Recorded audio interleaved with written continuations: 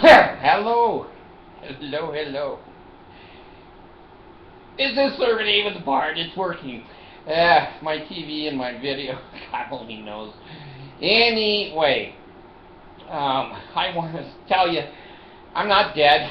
And I'm going to fix my damn sign up there. I don't know what's wrong with my camera. You know, you let your kids come in the house. You let your kids in your life.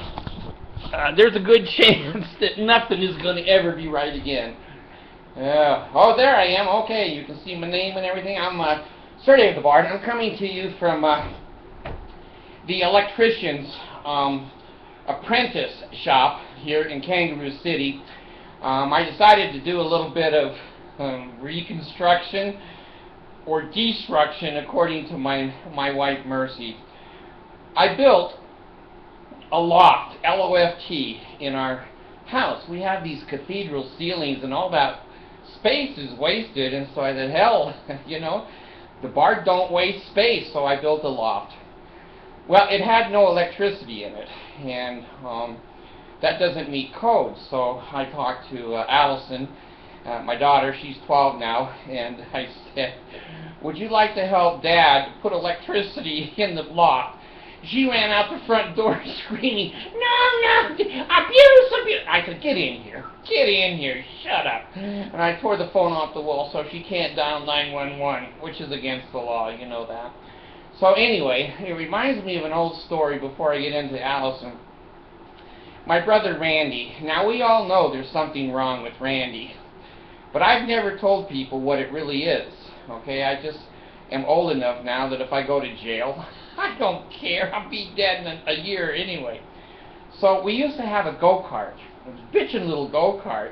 And in those days, you were kind of a fancy kid back in the, oh God, the 60s, early 60s, having your own go-kart. So we'd take it over to the high school in the parking lot when everybody was gone, and we'd drive that sucker around. And, you know, it'd go 35, maybe 40.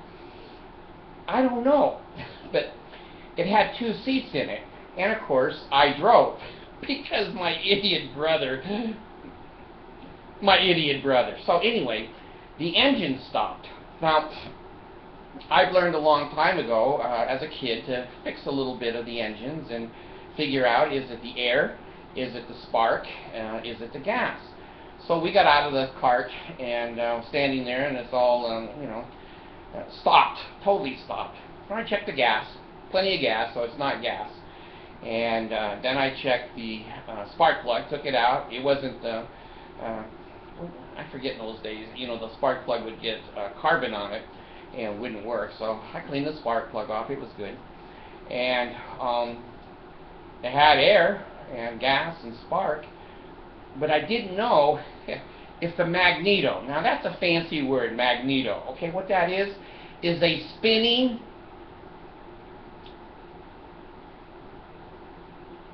magnet. Goes like this, and it has leather. It has it makes electricity, a lot of electricity. Wire. It has copper wire inside of it, and it's spinning. Okay, so when you pull the cord, and you kids are also damn young, you don't know what pulling the cord. Maybe on an old lawnmower, you know, you pull the cord, and the engine goes around, and sometimes it starts. Most of the time, it doesn't. So I wasn't sure if it was getting spark. And I said, idiot brother, come here. And go, oh, okay. I want you to help me fix the car. Oh, okay. You want to ride again? Yes.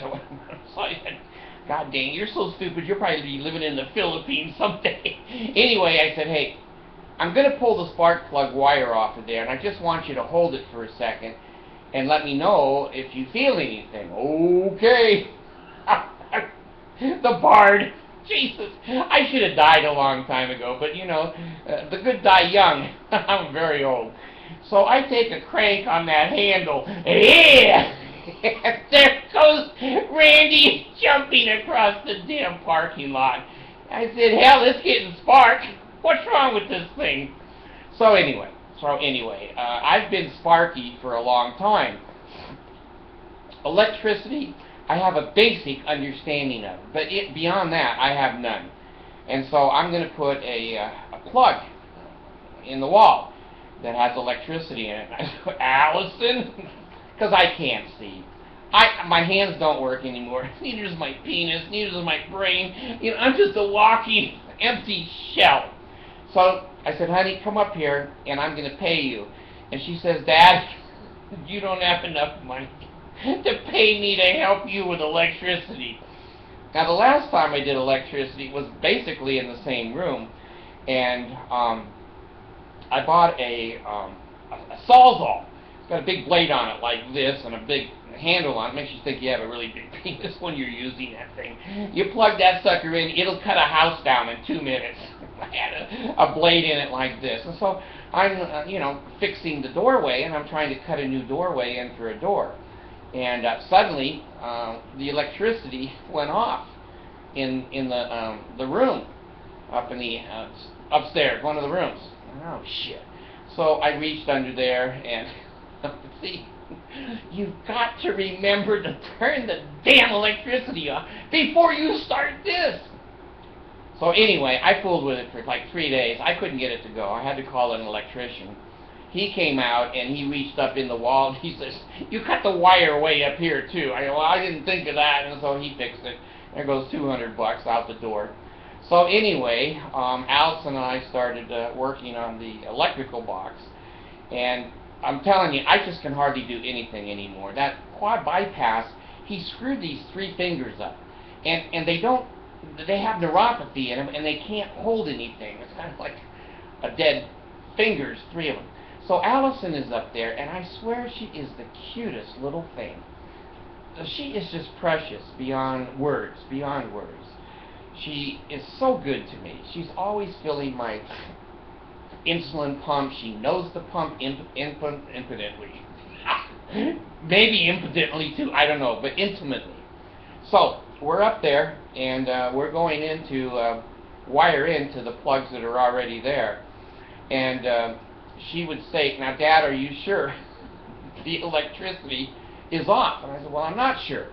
I said, plug that lamp in there and then go down and hit the breaker switches, and when I say yes, that's the switch, it's off. So she knows breaker switches. She goes down, and I go, yep, that's it. And she runs back upstairs, and she's handing me tools, and pretty soon she can see I can't do shit. I just can't do shit anymore. So anyway, she pulls the baseboard off after we hooked the electricity up, and she ran the electrical wire behind the baseboard, and then she had a screw gun, and the damn screws, she's so little she can't hold the screws. And so I have the sleeve that comes out of the Phillips screw gun driver, and she learned to use that. She'd put the screw in, and then she'd sleeve it, and she'd drive it into the wall. And where she couldn't drive it, she would have the other drill, and one drill had a bit in it, one drill had a driver in it. And it was like in construction. I've worked with men all of my life using 2 drills. She'd drill the damn hole, she'd throw it down, get a screw, get the screw gun, bam it in, go down to the next hole. I swear, she's the cutest damn little thing that ever existed. And oh God, she's been a help. She's been a wonderful help to me. So anyway, I just want to let you know that the little Sparky and big Sparky are okay. I wired the plug the wrong way, and when I plugged it in the first 4 times, all the lights in the house went off, and Allison looks and goes, you think you got it wired wrong? Shut up, little kid. So she'd go down, I would rewire it, and say, okay, hit it again. The lights would come on. Wire it again, the lights would go off. So she's the cutest little thing. She knows everything. Good Lord, she knows a pair of diagonals. She knows a Phillips and a slot driver. She can hex heads. She can drive self-drilling screws. My God, she's 12 years old, and I've turned her into a construction worker. Now, she's one of the smart ones. Okay, now I want to tell you an experience I had. And again, I don't have to go out of this house very long before I see something that to me is unusual. Now, we have bumps here in Kangaroo Cities, and they stand by the freeway ramps. And most of them, and now and then, I'll give them $1. Yeah, especially if my life is going good. You know, I get a big tax return or something, you know, I give them $0.25. No, I'll give them $1 or $2. So anyway, a lot of those bums, I guess, are pretty smart guys. They dress like a bum, so they look like a bum, and it makes you feel sorry for them. And then they have a cardboard sign that you know they couldn't afford any kind of a good sign. But I think it's a little bit of the racket too. You know, Jesus loves you, so do I. Give me your dollar, and bye-bye. So anyway, the smart ones will stand at the bottom of the ramp. Light turns green, everybody goes. Light turns red, his sign comes up. Now, he's in business for himself. He's an American, well, a kangaroo, an Australian entrepreneur. Now, the other day, I was driving, and I came into a very, very complex intersection. There's some in the United States that are tough. Boston, New York City, Washington, D.C. especially. You have bridges and you have ramps coming. It's called the Spaghetti Bowl, and it's named appropriately. So I'm driving along and I look over, and one of these bums dressed up like a bum and looked like a bum, and might have been a bum, because if it quacks, it's a duck. He's standing in a position that none of the lanes go by. They're going the opposite direction, and there would be no way in hell a human being could throw a silver dollar to him. And so I look at him and I go, God, there's a dumb bum. It's a dumb bum. He went to Dumb Bum University. I'm sure it affected his income. You know, he was dressed really nice like a bum, and he looked like a bum, and he acted, he didn't shave and all that stuff, so, you know, he was prepared to pick up money. But damn, he was in a position that no way could anybody see him and or give him money without a major running across 8 or 9 lanes of freeway and digging him out of the bushes and dropping a dollar in his hat there. So, you know, there's good bums and there's bad bums. He was a dumb bum. I don't know, can you get a student loan to go to Dumb Bum University? You would think that even at a junior Dumb Bum University, they would say, you got to stand now where the cars come by and they're close to you, so he can just put a dollar out and you grab it. If you stand clear on the other side of a spaghetti bowl where all of the roads are up in the air and the speed limit is 80, and all the cars are going the wrong way where you're standing, you're probably not going to do well that day. So I don't know. I think Obama has been pretty good. I know a lot of you are going to throw darts at me now, but the economy is back. God, every restaurant, every retail store, jammed, parking lots, malls, jammed, full of people spending money and going to the show and you know, frivolous things that we didn't used to be able to afford. So anyway, if your children are going to grow up to be bums, for God's sake, send them to BYU. There's a dumb bum university. Look what it made me. Sitting in a chair, I'm a dumb bum.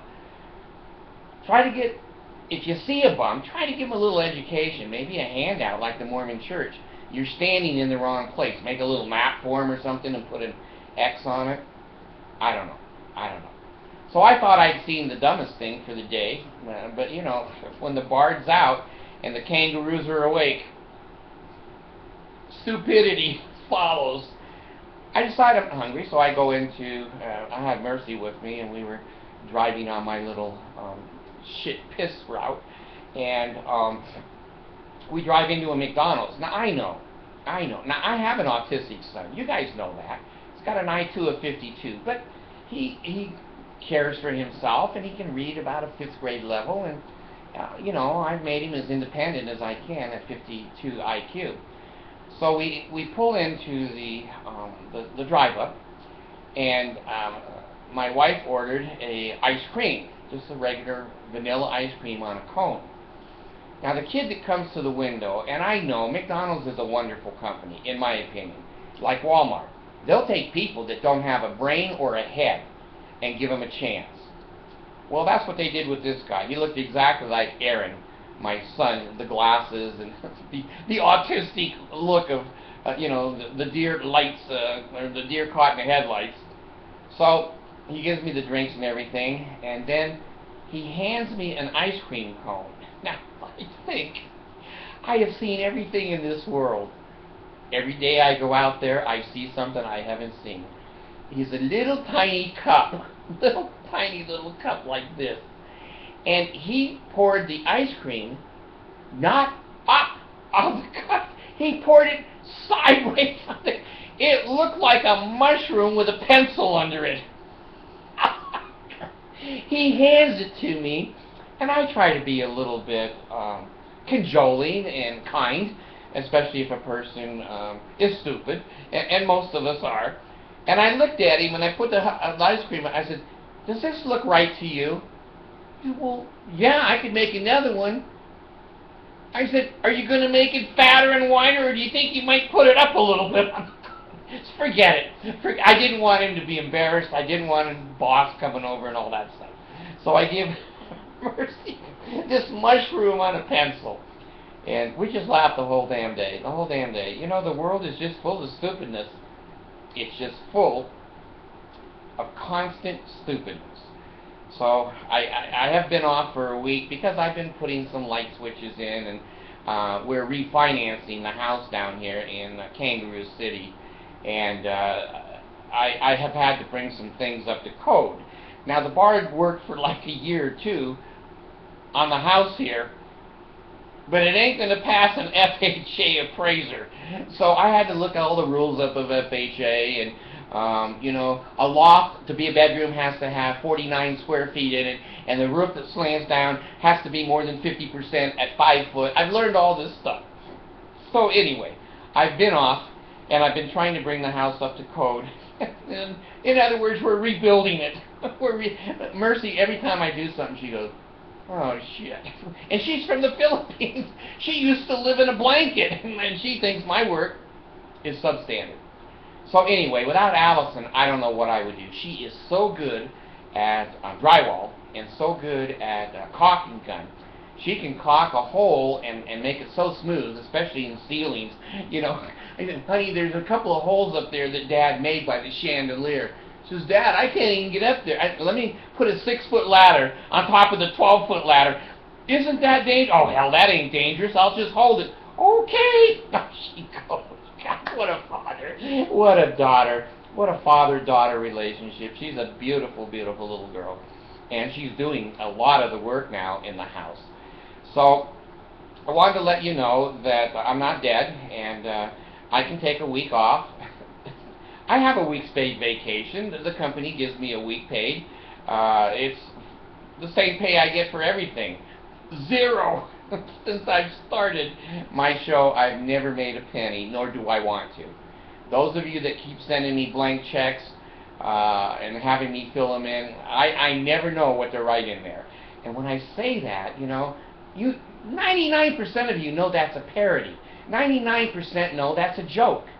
I've had 2 or 3 people write in. One was a missionary, and he said, "You can't sign someone else's check like that. You need to send those right back." They don't have an IQ test for Mormons. They don't. You can be a Mormon. My son's a Mormon. He's got an IQ of 52. And he's a good Mormon, I guess. Yeah, maybe he pays tithing. I don't know. But anyway, I just want you all to have health in the navel, marrow in the bones, strength in the loins, and power and priesthood.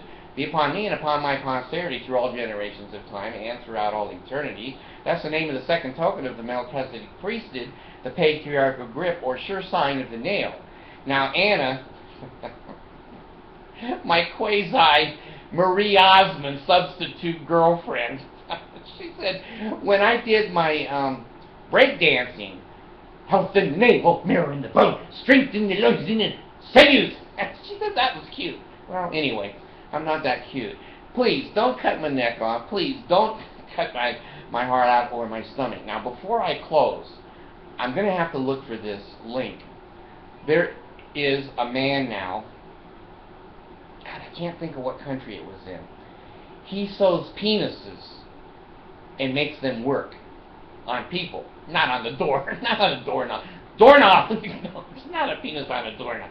It's a penis that, I don't know if it fell off a man, or, maybe his wife is Filipino and she cut it off, throws it out the window. That's one of their cultural ideologies, that the man should not be screwing around. So anyway, this hospital, he works for a hospital, and they said that there's 2 weenies a week that come in broken. There's a lot of injuries that I wouldn't want to have, especially in combat and battle, my arm blown off and, my head blown off, whatever. But my penis falling off, that's a serious subject right there. To go into the hospital, now I've seen these things where people go in the hospital and they've got the vacuum cleaner stuck on their weenie. Those things are understandable, but again, that's not the brightest star in the sky. You know what I'm saying? So anyway, they have 2 broken weenies a week, and this guy is an expert at fixing the inside and then sewing it up to the outside that the weenie will work again. Now, he has developed a technique, and a surgical technique, to take an entire severed penis and sew it on. I guess to a man. Who knows? The technology is moving so quick. If a girl wants a penis, go get it. If a man wants a vagina, I guess he can just get that too. So anyway, he is the penis expert. And the penis works. It goes erect, and I guess it takes out urine and sperm. So, we now know that we can sew on another human head on a human being, and now we've reached technology where we can sew a penis on a man. Now, I wrote to the guy.